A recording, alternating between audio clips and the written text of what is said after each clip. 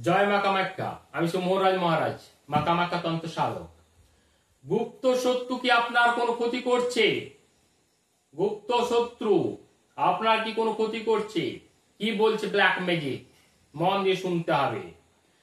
তান্ত্রিকতা বা black magic দিন দিন মানুষের মনে অধিকার বিস্তার করছে। কিভাবে বুঝবেন আপনার উপর কেউ কোন রকম তন্ত্র মন্ত্র বা ব্ল্যাক ম্যাজিক করছে কিনা?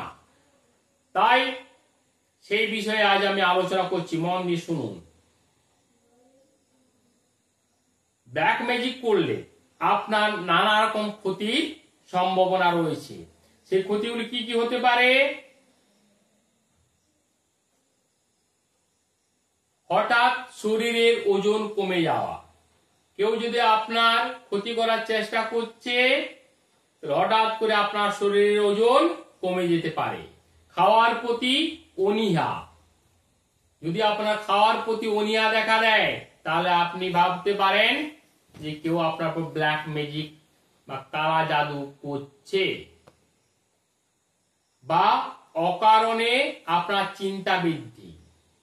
কেউ আপনার ক্ষতি করতে চাইলে অনেক সময় স্বাস্থ্যে, খাদ্য গ্রহণে এবং খাদ্যাভ্যাসের ক্ষেত্রে সেই প্রভাব পড়ে। তাই যদি কারো উপর কোনো প্রয়োগ করা থাকে, কোনো কালা জাদু প্রয়োগ করা থাকে, তাহলে সেই ব্যক্তির আশেপাশে মাছি ও কালো ভ্রমর দেখা যাবে। কোন ব্যক্তির উপর, মন দিয়ে শুনুন, কোন ব্যক্তির উপরে যদি কোনো কালো জাদু প্রয়োগ করা হয়, তাহলে ওই ব্যক্তির কাছাকাছি প্রচুর পরিমাণ মাছি ও কালো ভ্রমর দেখতে পাওয়া যাবে।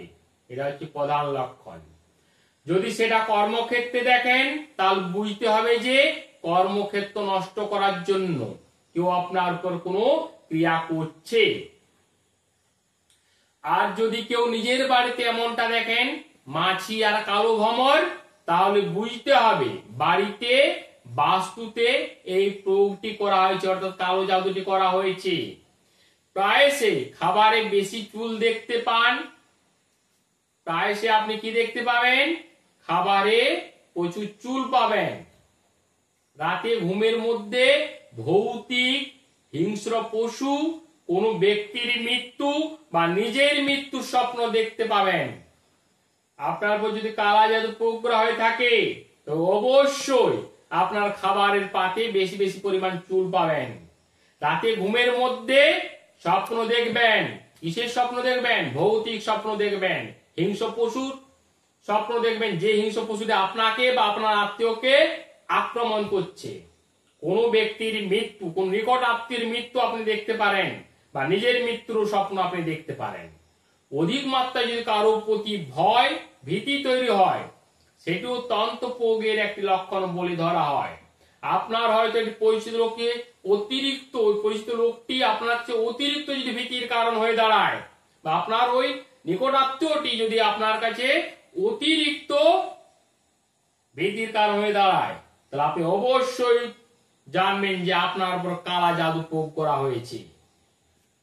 তখনই সাবধান হয়ে কোন তান্ত্রিকের, এখানে কবিরাজ নয়, কোন তান্ত্রিকের পরামর্শ অবশ্যই নেন, আপনি সুস্থ জীবন পাবেন। তাই আমি যে লক্ষণগুলো বললাম, এই লক্ষণগুলো কিন্তু পুরোপুরি যদি কোন ব্যক্তির উপরে কালা জাদু প্রয়োগ করা হয়, তাহলে এই লক্ষণগুলি দেখতে পাওয়া যায়।